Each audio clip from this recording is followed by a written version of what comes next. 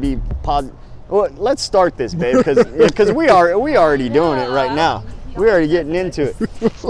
Yo, it's your boy Kenny Savage. I am here in downtown Los Angeles with my guy Dondrick Ray.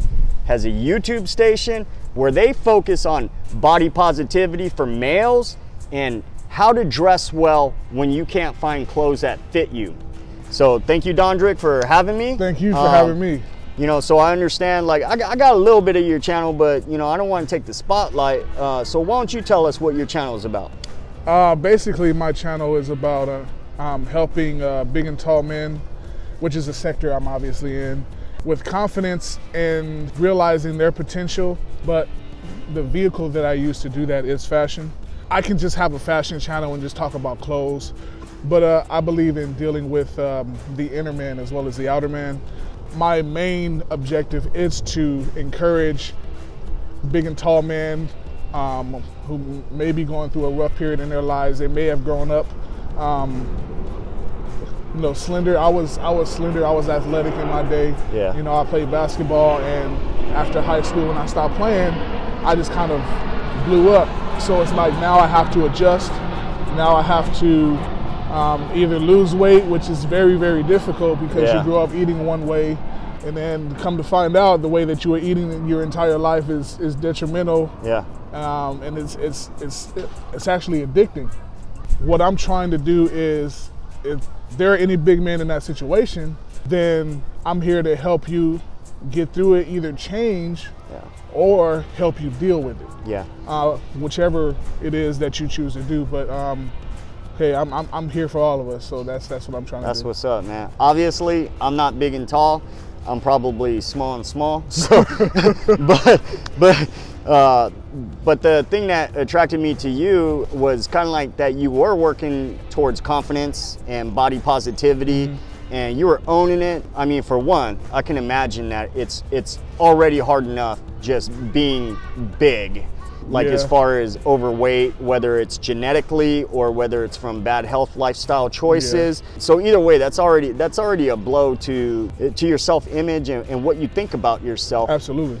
But I think more importantly, you touched on a better place. Your self-love and self-respect for you has to come from the inside and work its way outside. It's got to be hard enough already just to be dealing with those issues, and then you throw on, like, you know, lack of self-respect, because some habits grow out of the inability to reconcile like how you feel about yourself. Right. So food becomes comfort, like vices become, you know, addictive, because it takes you out of that place to deal with the real issues. Yeah. And the real issue is at hand is that you have the opportunity to change. Are you willing to do it or not? So I like what you touch on about getting that inner person, because I 100% agree with you on that. Have experienced it myself. You don't have to be big and tall to have, you know, big and tall problems go through your life. Absolutely not.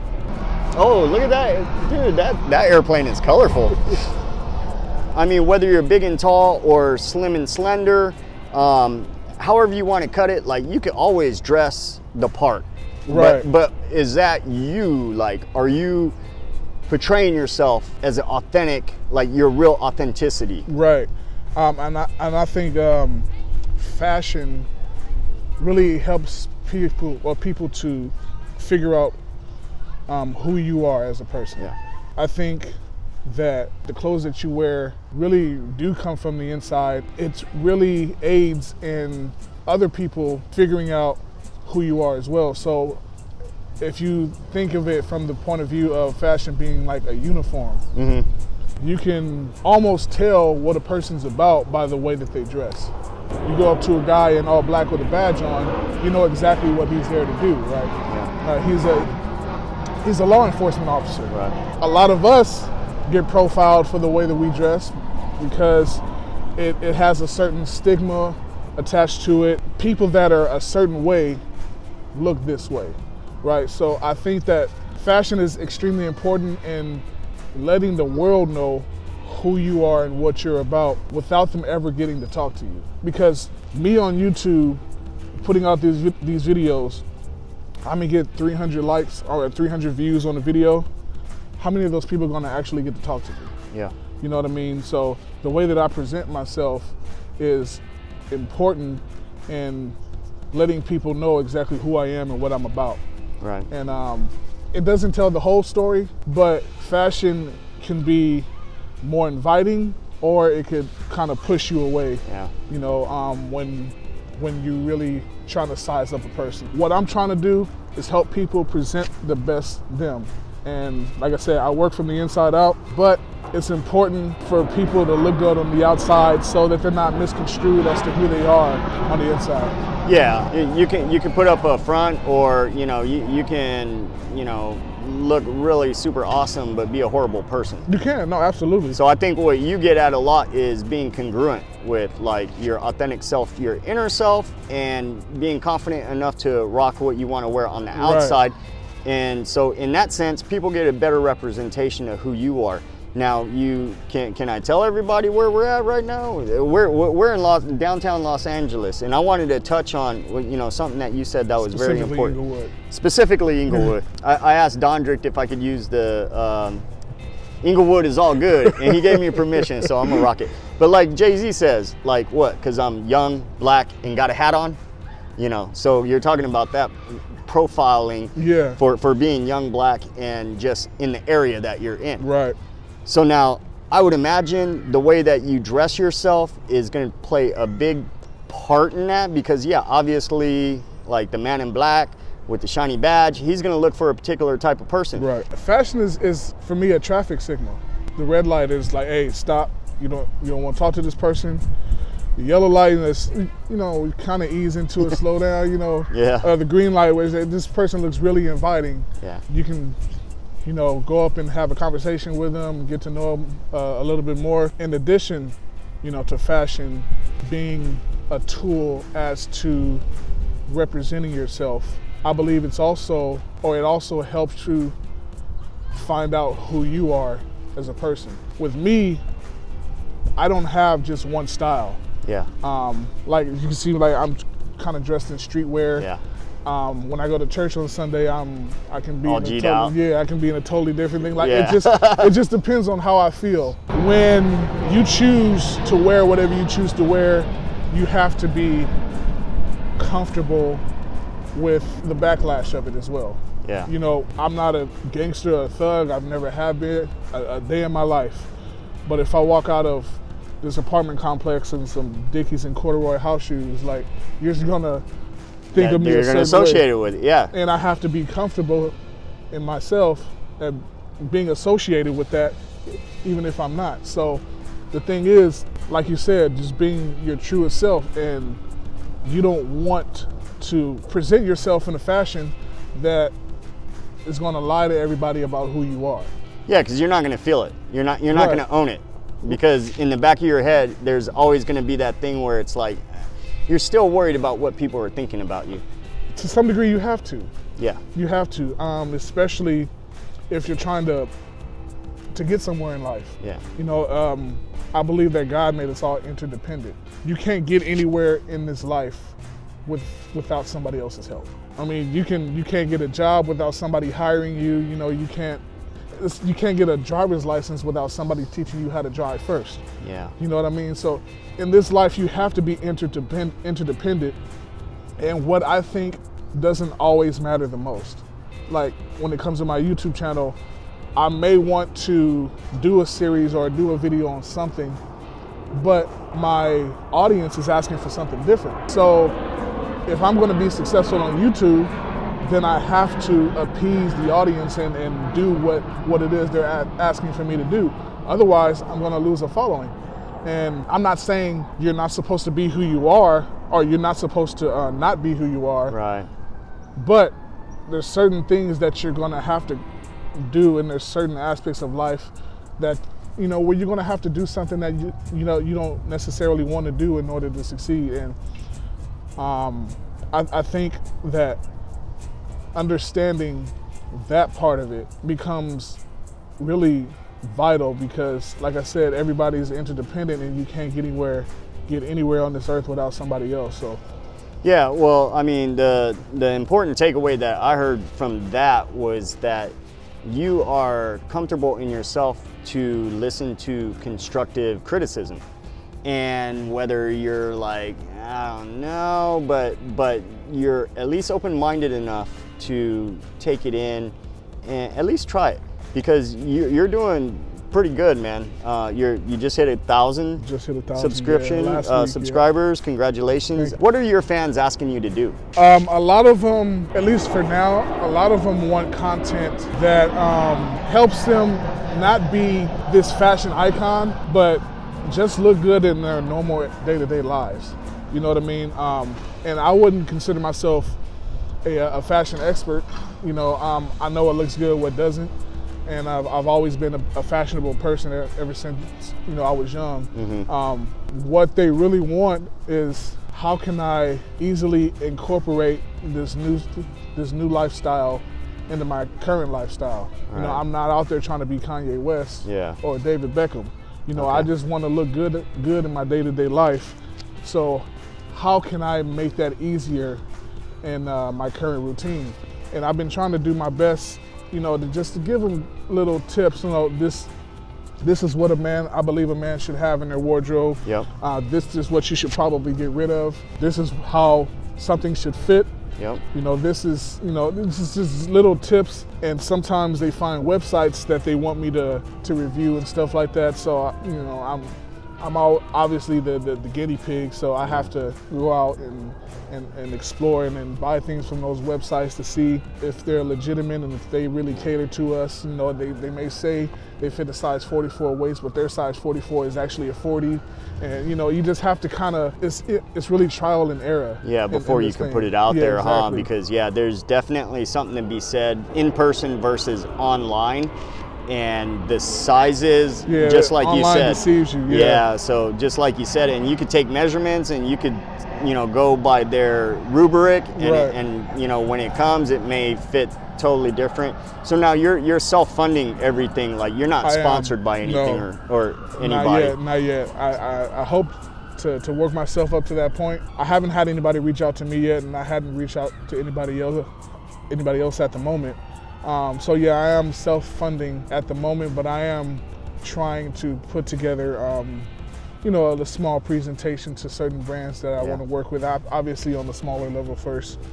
And then as I grow, then I'll be able to approach, you know, bigger brands. Do you have a Patreon or anything that people can?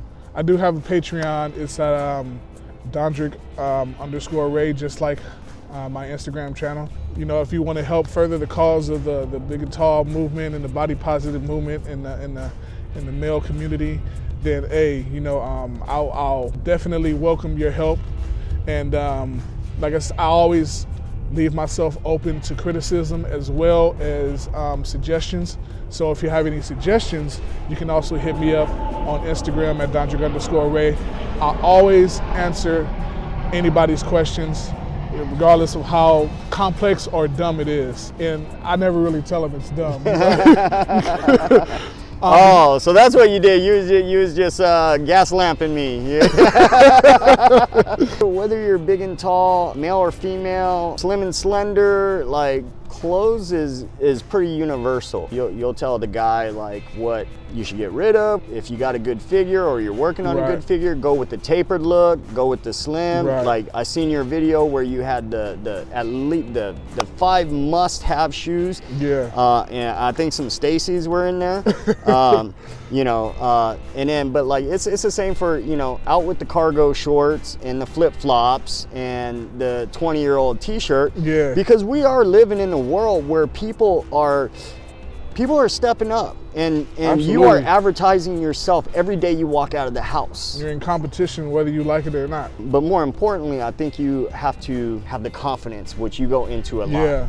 Before maybe 2 years ago, I didn't really have confidence, nor could I articulate to you what it was.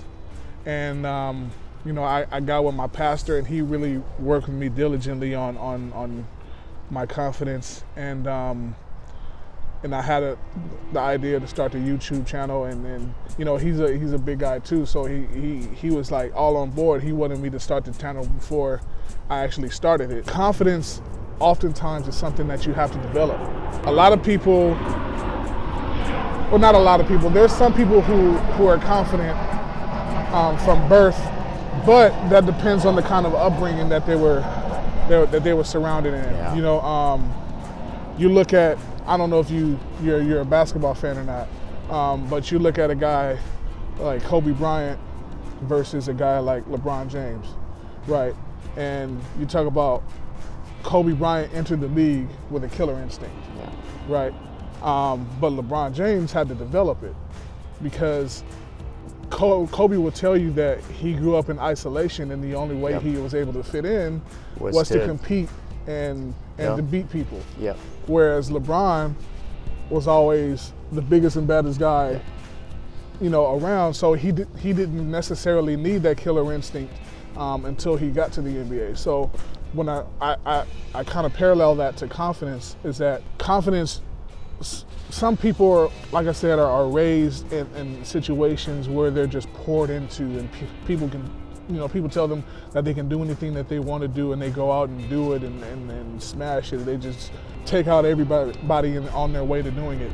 And some people, like myself, you know, not saying that my parents didn't pour into me, but it wasn't, you know, in the black household, you know, confidence is something that's not really talked about often. So I had to develop that, especially after I got bigger, because like I said, I was an athlete. I was 6'2", 200 pounds in high school, running and jumping and dunking and all that other stuff. And then afterwards, I gained a whole bunch of weight, and I was like, what do I do now? Yeah. So when it came time for me to understand that I needed confidence and understanding what confidence actually was, then I discovered that I had to develop it and really start talking to myself instead of listening to myself.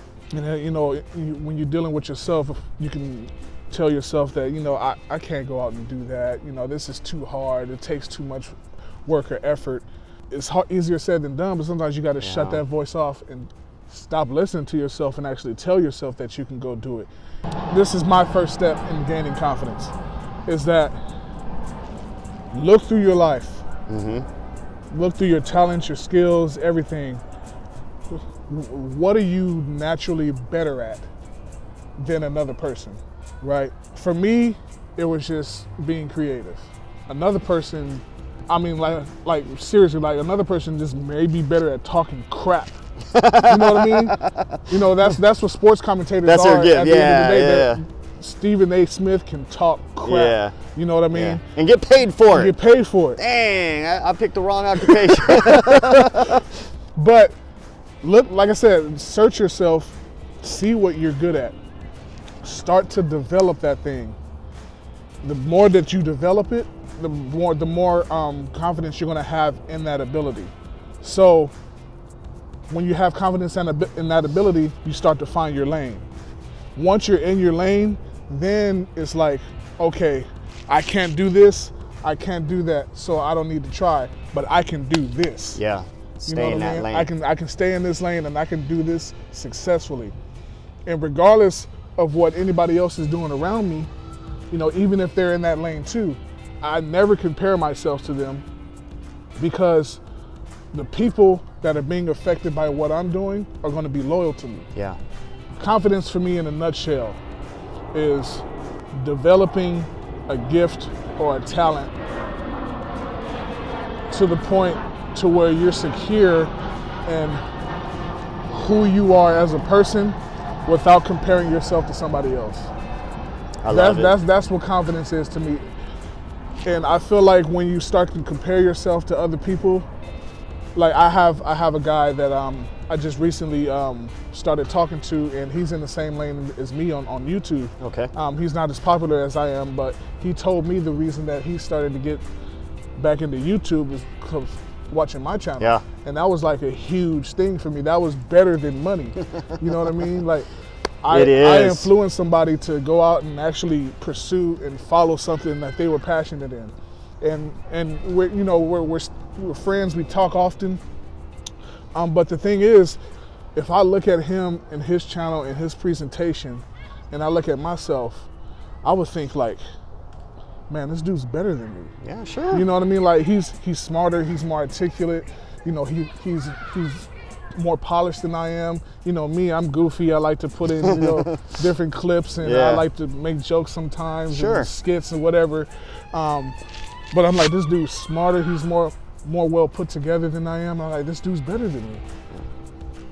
But I can't look at it that way. Right. You know, because if I did, then I would try to change my channel and my approach to what I'm doing to what he's doing, because I think that's a more superior approach.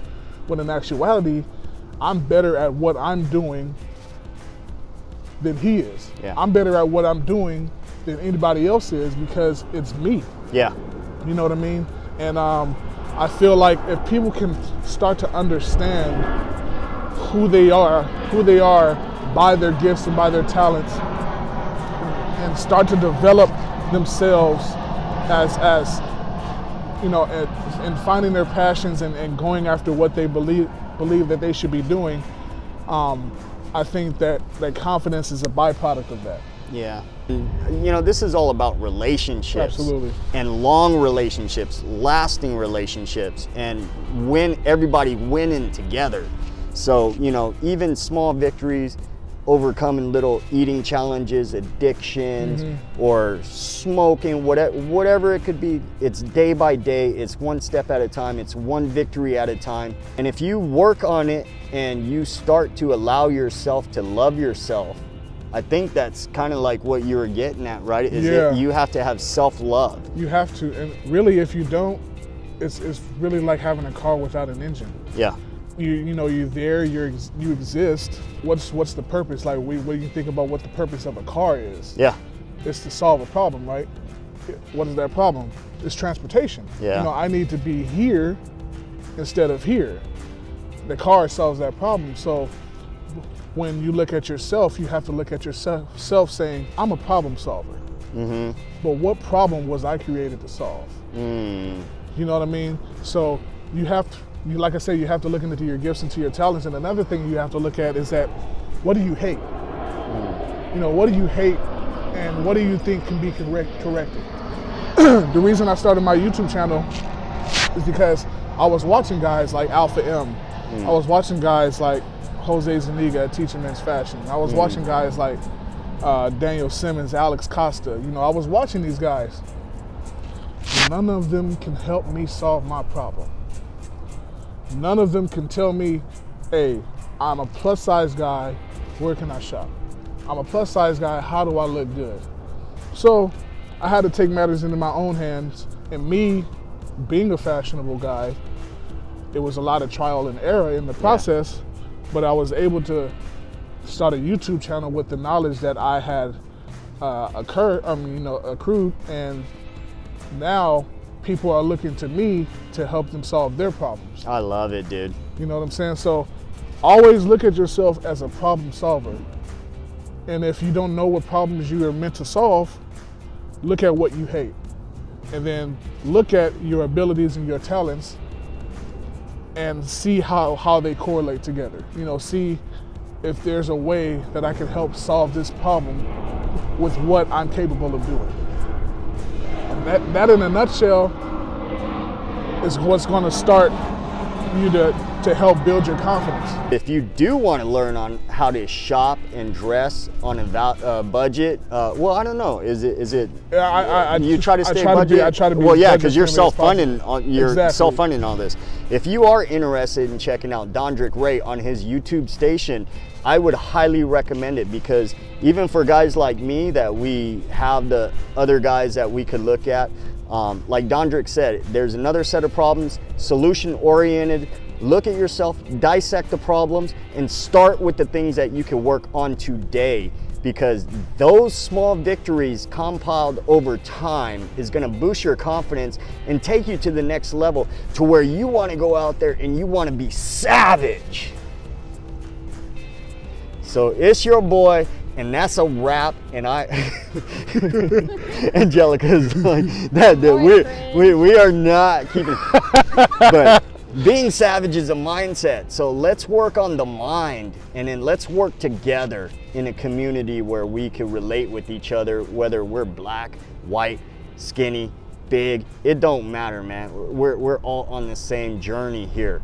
So take Dondrick's videos and look at them and take it from the guy who did the trial and error. That's what the Savage Council is all about. Bringing on people to help other people in their journeys, no matter how diverse they are. So this is going to be a wrap, and it's your boy Kenny Savage, and I hope you're living your life to the fullest, being savage and living savage.